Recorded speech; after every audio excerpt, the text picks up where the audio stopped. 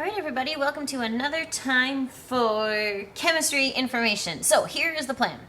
You know a lot about atoms and the individual particles, but what we really need to focus on is, well, how about when those particles come together to form a compound? And so when we see those compounds, we need to understand what happened, what's the chemistry going on, and how do we write those formulas. So we're going to start in today and talk about this idea. So chemistry has a language of its own. So eventually you're going to do a lab activity where you're going to be looking at two things: writing chemical formulas, and then you're going to be looking at some of the solubility. And that's really a key understanding in chemistry.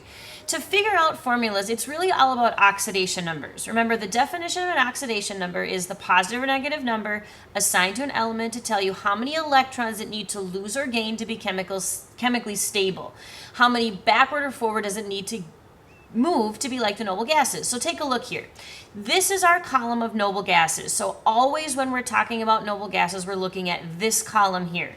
So for example, nitrogen is right here. If it wants to get over to this column, it's got two choices. It can go forward to get there, or it can go backwards. Well, everything in nature wants to be the lowest energy possible. So nitrogen is going to do what's ever closer. So nitrogen could go forward 1, 2, 3, and it could be like neon. Or it could go backwards 1, 2, 3, 4, 5, and it could be like helium. But neon is closer. So nitrogen is going to gain 1, 2, 3 electrons. Normally it has 7 electrons, so if it has 10 electrons, it's going to be more negative than it was before. So that gives it an oxidation number of -3. Sulfur will do the same idea. Sulfur is closer to the noble gas column if it goes forward 1, 2. Normally it has 16 electrons. Now it's going to have 18, so now it has 2 more electrons than normal, so it has an oxidation number of -2. These ones in the middle we kind of skip over for now because they sort of have a different way we figure out their oxidation numbers. But let's take a look at some of these columns. For example, rubidium is right here. Rubidium is not stable because it's not at the noble gas column, and so it could go forward all of the spots and get here like xenon, or rubidium could go backwards from 7 to 36. It could be like krypton, and that's in the noble gas column, so that counts.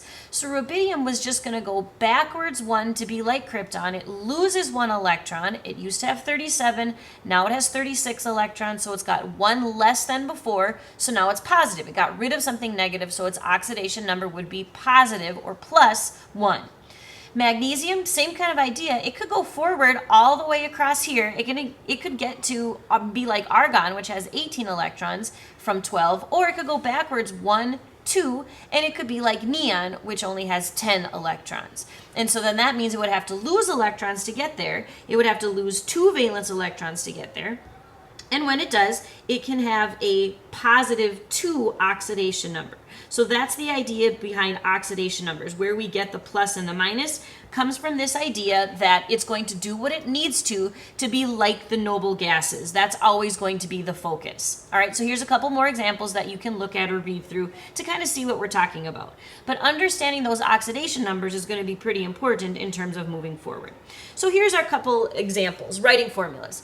If you have a metal and a nonmetal, so for example, this is our dividing line. All the elements over here are metals, and all the elements over here are nonmetals. So if we're dealing with a metal and a nonmetal, what you're going to do is you're going to write the element with the positive oxidation number first, then you're going to figure out the element with the negative oxidation numbers. If they already equal to 0, then you're good. You don't have to do anything. But if they don't equal 0, you need to figure out what they will do to equal 0. All right? Now, the other option is that you might be dealing with something from your Pete sheet. Now, your Pete sheet is handout number 11 under your resources on your Schoology page. You're going to follow the same rules, only sometimes you might need to use parentheses. That's our idea. So if we have something called nitrate, which is from the Pete sheet, that's NO2, and then it has a charge, and so we put parentheses around the thing from the Pete sheet, and the number goes outside to tell you how many of that thing you have. So another little side reminder that if you are looking for something that ends in IDE, you're going to find the element that matches that. For example, if you had something like oxide, well, IDE says find the element that sounds the closest to oxide, which would be oxygen. Or bromide would really be bromine. The element that is closest to that is bromine. All right. If you have any other endings like nitrate or chlorite, you should be looking at the peat sheet instead. So that gives you a little bit of examples. Okay, so let's take a look at this. So get used to showing your work, which just basically means show the different parts that we're dealing with. So let's take a look at calcium carbonate. So let me zoom in here a little bit. Okay, so when you look at calcium, calcium is a metal, which means we need to figure out its oxidation number. Calcium is going to go backwards 2 spots, and then it's going to be in the noble gas column. So then that means it has an oxidation number of, let me change my color here. It has an oxidation number of Ca plus 2 because it had to lose 2 electrons. So it had to lose 2 electrons from here. 1, 2. It had to lose 2 electrons to become stable. Carbonate tells you that we're talking about something from the peat sheet. So you'll just be able to look that up on your peat sheet, and you'll see that carbonate is CO3 with a -2 charge. And again, that just comes right from your peat sheet. You don't have to memorize that. You just copy it down. Well, because this is a +2 and this is a -2, right now they're perfectly matched. So your answer is just going to look like this. You need 1 Ca and 1 carbonate, and together that creates a neutral compound. No charges in your answer because this charge perfectly balanced out that charge. There's one example. Let's try another one, sodium sulfate. So because sodium is a metal, because again it's on this side of this dividing line, sodium, let's look up its oxidation number. It's right here, +1, because if it goes backwards 1, it will be in the noble gas column. If it has a +1 charge, then that means it's Na +1. Sulfate, that ATE ending tells you we're talking about something from the peat sheet. So again, you would just look it up. It turns out that sulfate is SO4 with a -2, and that you find just by looking at your peat sheet. Well, this time it's not a perfect match. +1 and -2 doesn't equal 0. I need more of this, because this is a lower number. I need more of this to try to balance that. So if I have another sodium, now my total charge here is +2. Well, now that perfectly matches my -2, so then total overall, I have Na, 2 of them, and then I have SO4. I didn't change anything about my sulfate, which was called SO4, so I just copied down exactly like it looks. No charges in your answer because the charges are perfectly balanced now. Let's try another one, ammonium phosphate. So ammonium, you would look and look forever and try to find it on your periodic table, but it turns out it's not on your periodic table, it's on your peat sheet. It's NH4 with a +1 charge. And again, you don't have to have that memorized, you just find it on your peat sheet. Phosphate happens to be PO4 with a -3. And again, you don't need to figure that out on your own. That's on your peat sheet because of that ATE ending. If it was the element, it would be phosphide.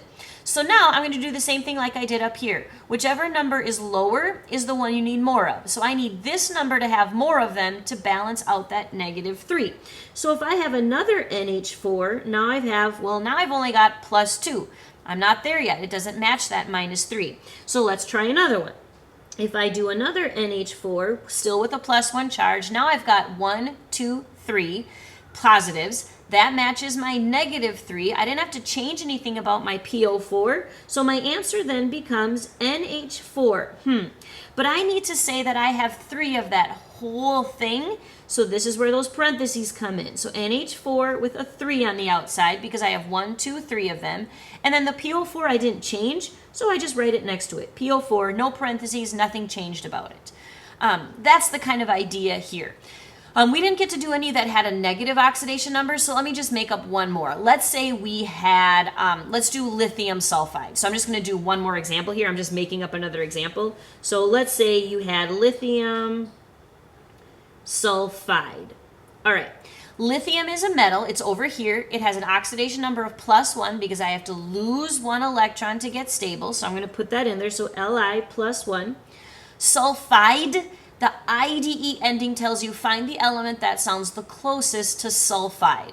Well, I don't know. I've got what? Strontium, scandium. Oh, sulfur. Sulfur sounds pretty close to sulfide. So then I know I'm just talking about the element sulfur.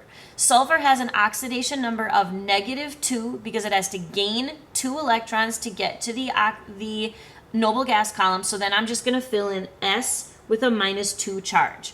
All right, but once again, these are not a perfect match. Whatever is the lower number, we need more of that to try to balance out my other charge. So if I have another lithium plus 1, now I've got a total charge of plus 2. That balances my negative 2. So my final answer is Li with 2 of them and then an S next to it. Those are the steps that you're going to use anytime you have to try to balance charges. But the only time you're going to balance charges is if you're dealing with a metal and a non-metal, or if you're dealing with something from the Pete sheet, because polyatomic ions also have charges. Metals and non-metals have charges, and polyatomic ions have charges. All right, but that's not our only option. The other option is, well, what if we're dealing with a non-metal and a non-metal? Well, how will you know? Well, on your periodic table, they're the stuff on the left side, or sorry, the right side of that stair-step line. So how will we know?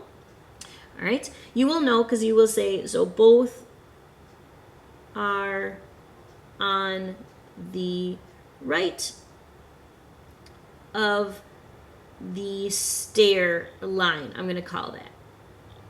So the stair line, what I mean by that is this dividing line. So the ones over here are the ones that are non-metals. So if I'm combining two things from over here, then I'm going to use this other set of rules. And it turns out that it changes things a little bit, because I say that it's easy because all you need to do is look at prefixes. And prefixes are also on your Pete sheet. You don't have to have them memorized. So let's try a couple of these. So sometimes the hardest part about this is just trying to figure out what element we're dealing with. So the first one we're dealing here is tetra. Tetra, if you look on your Pete sheet, means 4, and it's tetraphosphorus. Well, phosphorus' symbol is a P, and it says tetra, so the first part of this is just going to be P4. That's all. Tri means 3. That's on your Pete sheet if you didn't remember that. Fluoride, we need to find the element that sounds like fluoride. Well, when we look around, oh, F, that's iron. Here, fluorine kind of sounds like fluoride. So F is the symbol. Tri means there are 3 of them, and that's all. No charges, because instead of gaining and losing electrons, they're sharing electrons. Because of where they are on this side of the periodic table, they're both trying to gain electrons. Well, the kindergarten rule is if you're both trying to gain something, you have to share it. And that's what's happening here. So notice we didn't look up charges or oxidation numbers because it's a non-metal. Remember, it's a non-metal and non-metal. So if it's non-metal and non-metal, all you care about is prefixes. That's the key thing there. All right, let's try another one of these. So back to this idea. All right, let me zoom in here. All right, so carbon dioxide. No prefix, which means your implied number is that there's just one of them. Carbon is a C. It's a non-metal, so all we do is put C for carbon. Oops, get rid of that. We just put a C for carbon.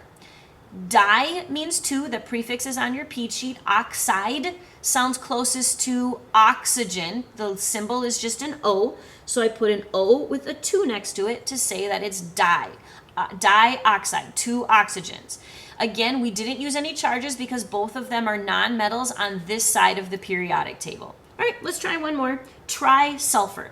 So once again, I got tri, which means 3. Sulfur is a non-metal. It's on this side of the periodic table. The symbol is S, so I put an S by it, but I put a 3 to say there are 3 sulfurs.